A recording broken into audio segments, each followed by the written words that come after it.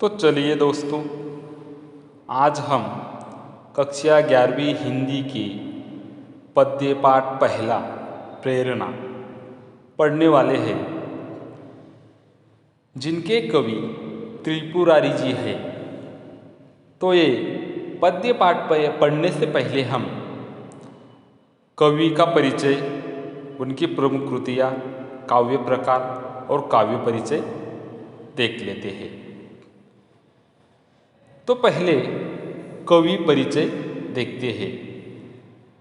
त्रिपुरारी जी का जन्म 5 दिसंबर 1988 को समस्तीपुर, बिहार में हुआ। आपकी प्रारंभिक शिक्षा पटना से, स्नातक शिक्षा दिल्ली से तथा स्नातकोत्तर शिक्षा हिसार से हुई। दिल्ली विश्वविद्यालय में अध्यापन कार्य करने के पश्चात वर्तमान में आप फिल्म, दूरदर्शन के लिए लेखन कार्य कर रहे हैं। मतलब उन्होंने दिल्ली विश्वविद्यालय से अध्यापन करने के बाद वो आज भी फिल्म, दूरदर्शन के लिए लेखन कार्य कर रहे हैं। त्रिवेणी के रचयिता के रूप में आपकी पहचान है। कल्पना की भावभूमि पर यथार्थ के बीज बोते हुए उम्मीदों की फसल तैयार करना आपकी रचनाओं का उद्देश्य है। उनकी प्रमुख कृतियाँ देखिए। नींद की नदी, ये उनका कविता संग्रह। नॉर्थ कैंपस, ये उनकी कहानी संग्रह। श्वास के सिक्के, ये त्रिवेणी संग्रह आदि।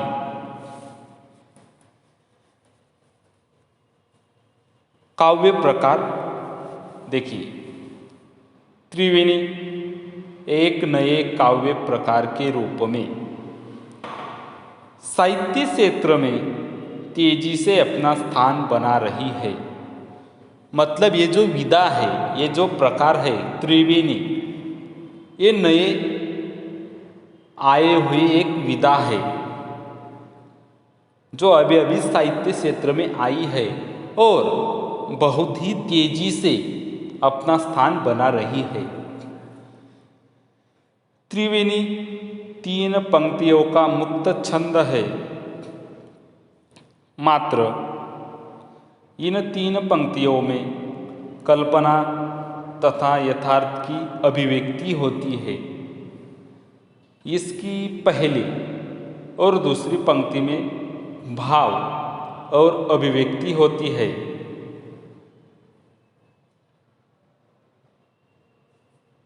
मतलब इसकी पहली और दूसरी पंक्ति में भाव और विचार स्पष्ट होते हैं और तीसरी पंक्ति में पहली 2 पंक्तियों में छिपे भाव को नए आयाम के साथ अभिव्यक्त करती है। सामयिक स्थितियों, रिश्तों तथा जीवन के प्रति सकारात्मकता त्रिवेणी के प्रमुख विषय है। आगे काव्य परिचय देखिए। प्रस्तुत त्रिवेणियों में कवि ने मनुष्य के जीवन में माँ के ममत्व और पिता की गरिमा को व्यक्त करने के साथ ही जिंदगी की आपाधापी में जुटे माता पिता, मतलब आपाधापी मतलब भागदौड़, तो इस भागदौड़ में लगे माता पिता से बच्चों को स्नेह भी टुकड़ों में मिलता है। इस सच्चाई को भी उन्होंने यहाँ पर उजागर किया है। निराशा के बादलों के बीच आशा का संचार करते हुए कवि कहते हैं कि ठोकर खाकर जीने की कला जो सीख लेता है, दुनिया में उसी की जय जयकार होती है। सुख दुख की स्थिति में स्थिर रहना ही मनुष्य की सही पहचान है। मतलब कवि यहाँ पर हमें कहते हैं कि सुख और दुख में, सुख आए या दुख आए, दोनों में स्थिर रहना है, दोनों में एक ही जगह पर स्थिर रहना है। और जो एक ही जगह पर स्थिर रहता है उसी की सही पहचान होती है। तो हमने यहाँ पर कवि परिचय, प्रमुख कृतियाँ, काव्य प्रकार और काव्य परिचय देख लिया है। और अब आगे हम त्रिवेणी पढ़ते हैं। पहली त्रिवेणी हम पढ़ते हैं। माँ मेरी बेवजह ही रोती है, फोन पर जब भी बात होती है, फोन रखने पर मैं भी रोता हूँ। कवि त्रिपुरारी जी कहते हैं कि कोई लड़का पढ़ने के लिए या किसी काम के वजह से किसी शहर में जाता है, तब उसे उसकी माँ का फोन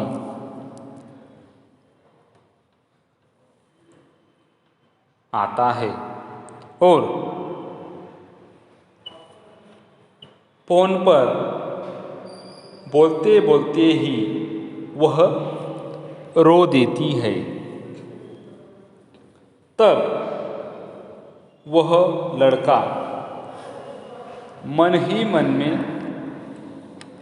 बोलता है कि मेरी माँ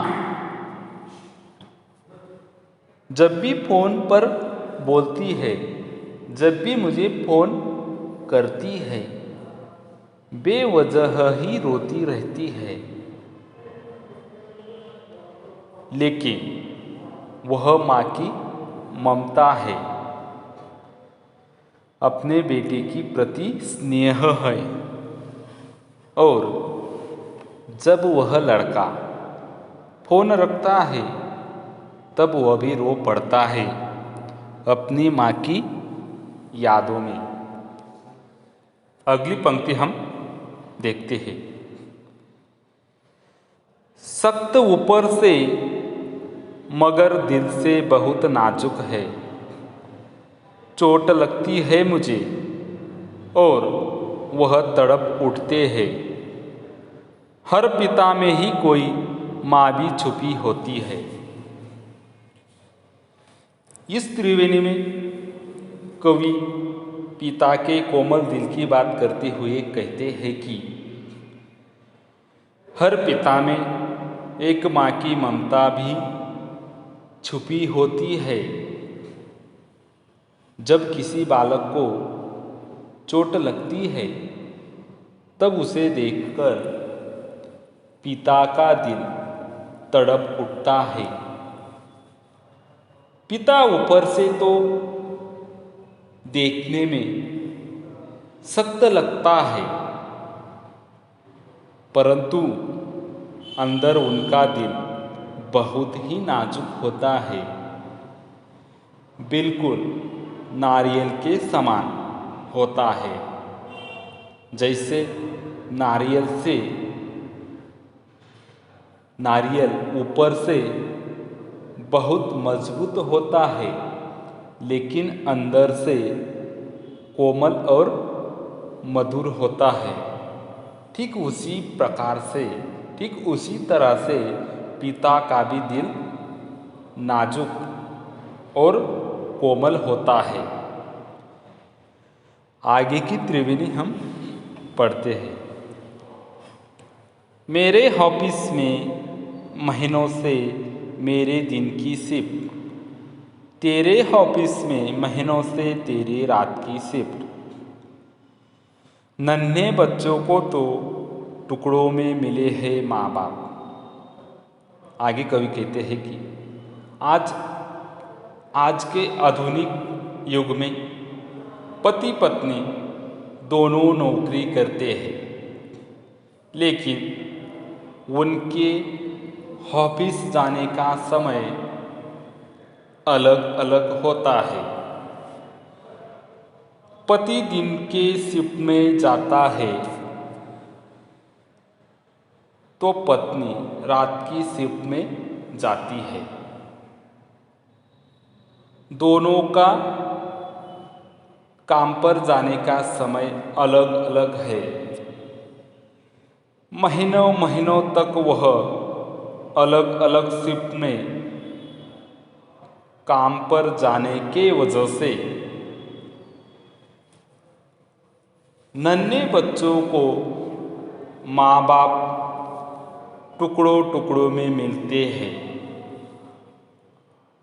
अर्थात वो कभी एक साथ बच्चों को नहीं मिल पाते।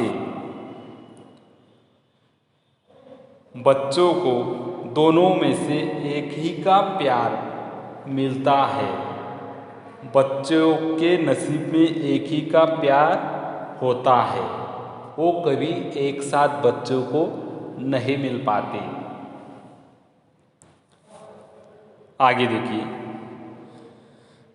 उगते सूरज को सलामी तो सभी देते हैं, डूबते वक्त मगर उसको भुला मत देना। डूबना उगना तो नजरों का महज धोखा है। कवि कहते हैं कि डूबना और उगना यह तो एक स्वाभाविक प्रक्रिया है। यह क्रम तो चलता रहता है। उगते को मतलब जो उभर कर सामने आता है उसे तो सभी सलामी देते हैं, मगर जब वही पतन की ओर जाने लगता है तो उसे भूलना नहीं चाहिए, क्योंकि डूबना उगना यह नजरों का धोखा है। आगे की त्रिवेणी पढ़ते हैं। चलते चलते जो कभी गिर जाओ, खुद को संभालो और फिर से चलो। चोट खाकर ही सीख मिलती है। कवि आगे कहते हैं कि असफलता में ही सफलता छिपी होती है। जिंदगी में हम चलते चलते गिर जाते हैं तो हमें हिम्मत नहीं हारनी है। हमें एक जगह पर स्थिर रहना है, खड़े रहना है और फिर से नई उमंग के साथ, नए उत्साह के साथ हमें चलना है अपने राहों पर। हमें निराश नहीं होना है। हमें हमेशा प्रयत्नशील रहना है, क्योंकि चोट खाकर ही सीख मिलती है। इस बात को हमें सदा याद रखना है। आगे की त्रिवेणी हम पढ़ते हैं। चाहे कितना भी हो घनघोर अंधेरा छाया, आस रखना कि किसी रोज आस रखना कि किसी रोज उजाला होगा। रात की कोकही से सुबह जन्म लेती है। कवि कहते हैं कि हमारे जीवन में कितने भी संकट आए, कितनी भी विपत्तियां आए, फिर भी हमें घबराना नहीं चाहिए। हमें उनके सामने डटकर खड़े रहना है, उनका सामना करना है, क्योंकि स्थिति हमेशा नहीं रहती। किसी न किसी दिन अंधेरा छटेगा और उजाला अवश्य आएगा। जैसे रात के बाद सुबह होती है, वैसे ही विपत्तियों के बाद अच्छे दिन अवश्य आते हैं। आगे की त्रिवेणी पढ़ते हैं। कर्ज लेकर उम्र के लम्हों से बो दिए मैंने बीज हसरत के, पास थी कुछ जमी ख्यालों की।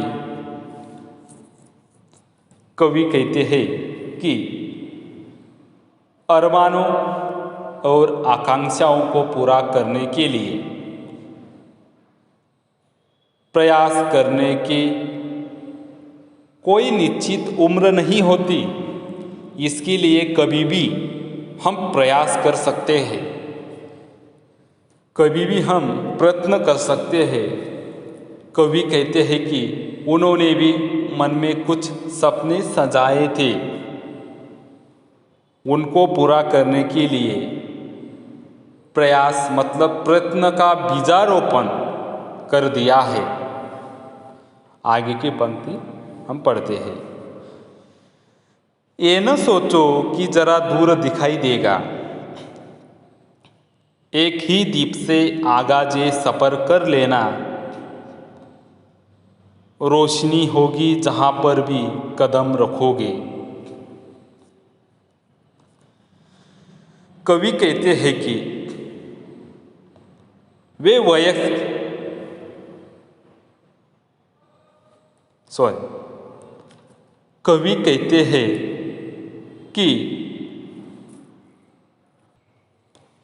कवि कहते हैं कि किसी भी कार्य करने से पहले यह मत सोचो कि हमसे होगा या नहीं होगा। मन में उम्मीदें कायम रखना, रुक मत जाना। अपने पास जो उम्मीद रूपी दीप है, उसे लेकर अपना सफ़र या कार्य शुरू कर दो। जहाँ पर भी आप कदम रखोगे, वहाँ आपको रोशनी या मार्ग दिखाई पड़ेगा।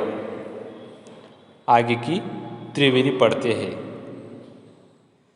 अपने आँखों में जब भी देखा है, एक बच्चा सा खुद को पाया है।